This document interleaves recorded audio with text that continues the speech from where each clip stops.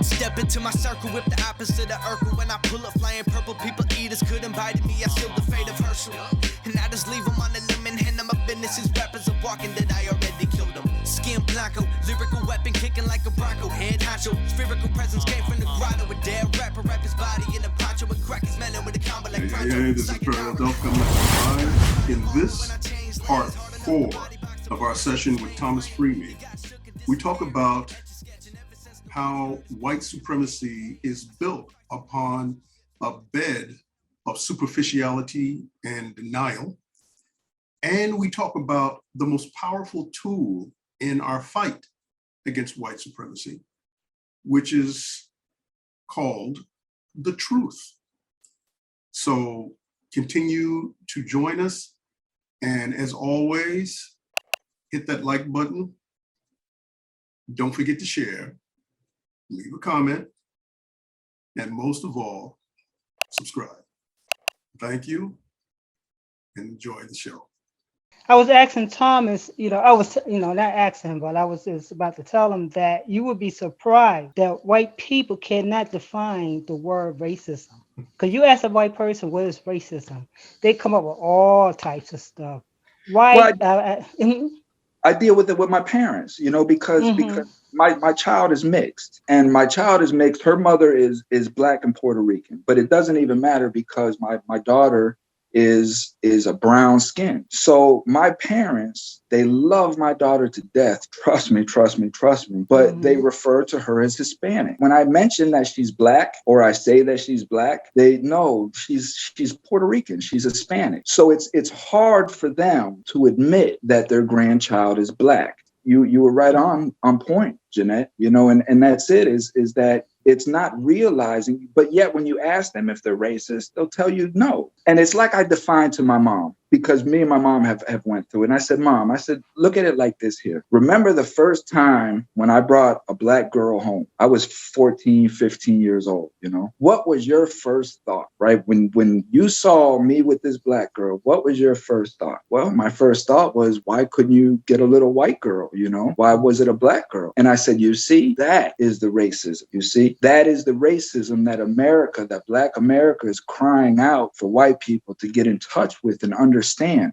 It's that deep pit down in your stomach. You see what I'm saying? You may never say nothing. You may never act upon it. You may be the nicest person to this Black person and welcome them in your home and feed them. But it was always that little thing in your stomach that little Black girl recognized in you right away. You see what I'm saying? Mm-hmm. And these are the things that we have to come in grips with and in contact with. I'm guilty of it. I used to do the same thing. If I would see a Black person driving a Mercedes, I would question myself as to, well, what's he doing? How'd he get that Mercedes? Or, you know what I mean? And I have to check myself, because of this crap that was drilled into my freaking brain. You know what I mean? Mm-hmm. But that is the difference. It's accepting, okay, I know that I'm this way, and it's okay because it's not my fault. It was something that was passed down to me, but it is my moral responsibility to understand what it is, understand that it's stupid and ignorant, and not to act out on it. That's my responsibility as a human being. I would like to say that in support of that, I would like to say that when you say that when you ask white people to define racism, they can't define it. It's not that they can't define it. It's that they don't want to define it. Because it's going to expose them. It's going to expose them. And that's what people fear the most, being exposed. They don't want the world to see them for what they really are. But therein lies the hidden danger. Mm-hmm. Like I was saying before I got cut off, I remember I used to deliver here in New York City on Madison Avenue. I'll never forget that I delivered to this one guy. And I've seen plenty of guys like this before. It was a perfect Mad Men scenario. I delivered to this guy a package. And this guy was in this office, in this room. He had his desk. Guess what his job was? What's that, P? His job was to sit at the desk and make the company look good. He was a white guy, looked like James Bond, dressed in a nice two-piece suit, drive a nice car. His whole job was to sit there and do nothing but make the company look good. Come in looking dressed, neat, talk on the phone when he's talking to any of a number of his side pieces.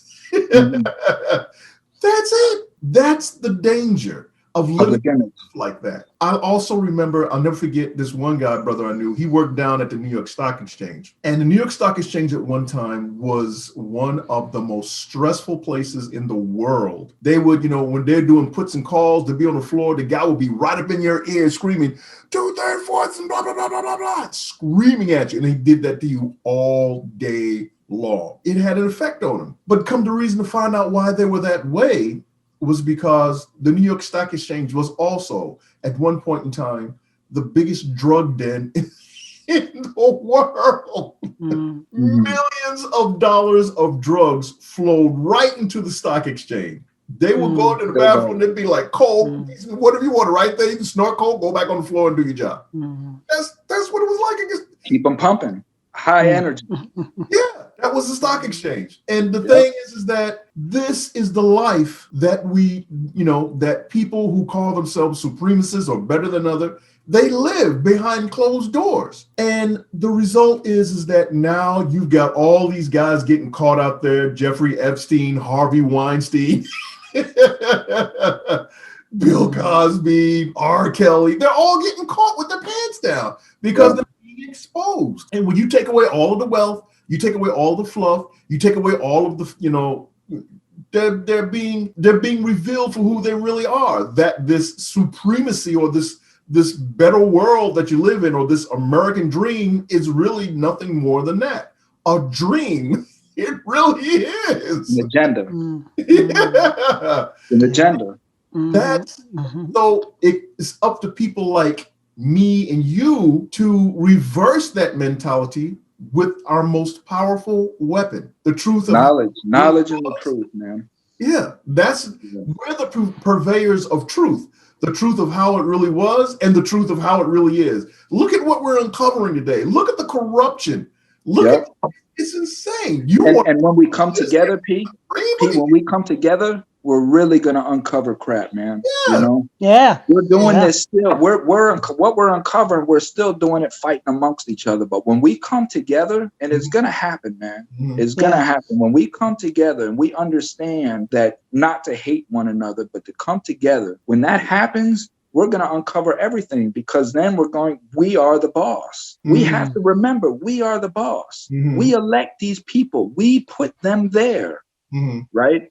We put them there. We are the boss. We put them there. We can remove them. I don't care about these life appointed seats and all that crap, because if we want it gone, it will be gone. We, the people. This is how we have to understand and come together. If we want our prisons open, we will get them open, but we have to come together. Everybody has to understand the agenda. Don't look at the fact that these people are committing crime. Don't look at black on black crime and all. See, we're all looking at the actions. We're not looking at the roots of what's causing these actions, right? We have to start looking at the root. I can never, ever fault black on black crime because I understand these are the repercussions of the oppression that have been put on black people. This is the result of the oppression that happens. This is what happens when you oppress people, right? If you don't want this to happen, stop oppressing people. Let me say something about that. That's very important. Let me say something about that. The thing is that when you see these policies that have been put in place throughout the history of this country, from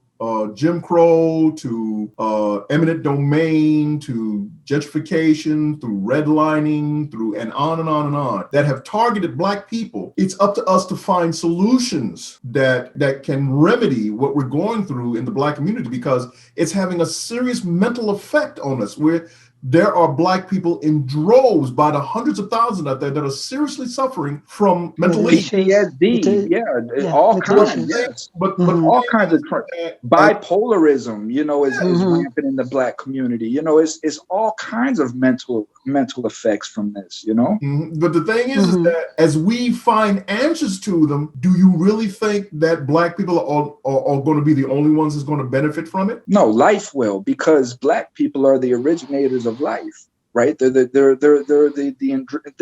the black race is the induction of what we are today, right? They are the leaders, and this is why I say that. And these are just my experiences of dealing with black people, right? I have always found honesty, truth, loyal love from the Black community when they give it. But the Black community is angry. It's an angry community, understandably so. You know, so for me, Black people need to understand, don't be mad at us for our ignorance, because this has been passed down generationally, and we don't understand. And coming to the truth, like we described earlier, is very, very hard to do, because you have to admit to yourself fault, and nobody likes to admit fault within themselves, you know. And I'm just asking the Black community not to lash out in anger against an ignorant person, but to teach and to show enlightenment and to try to alter this person's thought process versus acting out emotionally, angrily, violently, and reinforcing this person's thought process. You see what I'm saying? So it's about altering with, like Perry said, education, love, honesty, and just us moving forward and progressing so we can get over this division crap, man. It's crap already, man. But you know, more importantly, the truth. It's when you come to grips in terms with the truth about what's happening not only out there, but within yourself. That's when you find answers that move us forward. But what I meant by I was saying that when I asked that, do you think that the Black community is going to be the only ones going to benefit from it? No, your community is going to benefit from it too. Don't forget that. I mean, so much has come out of the Black community: jazz, art, dancing, hip hop. It started with the Black community, but now the vast majority of consumers of hip hop and rap is Europe and China. They consume it at like twice the rate that we do. But why? But we found out that the reason why was because they had issues that they wanted to get out there and speak the truth. This is a truth movement. Yes, amen. The more we push the truth, the more we move the direction of the whole world in another direction. Dr. King and Malcolm X was just the beginning of that movement. Now you've got so many brothers and sisters out there, and they're doing like what me and you do. They start these podcasts, and they get, and they get down to the nitty gritty. And that's the thing about the Hustler's Corner. We get down to the truth, bro. We'll dig deep to find the answers. We want the facts behind the facts. The facts behind that's right. the facts. Because, like Socrates said, you have to question everything. Mm-hmm. You have to question everything. That means everything. Mm-hmm. I don't care if it's my father, my mother, my sister, my brother. I have to question what they say. It drives them crazy, right? But that's how I've trained myself. Is I want to know the knowledge that I'm putting in my head is good, accurate knowledge. Because I've been hoodwinked my whole life, and I don't want to be hoodwinked no more. I want the truth. I want to walk in the truth. God is the truth. In order for me to walk in God, I have to walk in the truth. And that don't mean me telling somebody else the truth. That means me being the truth. That means me being the truth of inside of who I am in my heart, knowing that I'm not lying, knowing that I'm not doing anything malicious, knowing that what I'm doing is helping the next human being to be better and not worse. What else can we say, P? We have to do it. It starts with self. This concludes this session of the Hustler's Corner in New York City. If you are a person that's incarcerated and you have books that you'd like to get out and you want to share your story, come share your story on the Hustler's Corner in New York City, Tales from the Big Cities. If you are a person who has been wrongfully convicted of a crime that you did not commit and you want to share your story, come share your story on the Hustler's Corner New York City Victims of the System series. If you are a person who has been self-reformed, active in the community, came out of a past nefarious life to a more positive one, and you want to share your story, come share your story on the Hustler's Corner New York City Legends of the Hood series. If you are a Black business owner and you want to share your story of how you got your business off the ground and how you faced many challenges to succeed, come share your story on the Hustler's Corner New York City Black Business Movement series. If you are a musician or an artist or a vocalist or a rapper, hip hop artist, and you want to share your story about your career and how you have grown it into success, come share your story on the Hustler's Corner New York City On the Grind series. And if you are a woman who has been through traumatic times in her life only to overcome them, come share your story on the Hustler's Corner New York City Lipstick Stories series. And If you're enjoying the show, please help us grow. Show your love. Like, share, leave a comment, and most of all, subscribe. Thank you for joining us. Looking forward to seeing you again. This is Perry Eldell from the Hustler's Corner, New York City. Peace. Taking off the head of any rapper with a crown, taking them all down, let them all down, until they get a second to make it a never did now. Send them all out. Got a Navy man in my field, we target everybody, not everybody has a haven.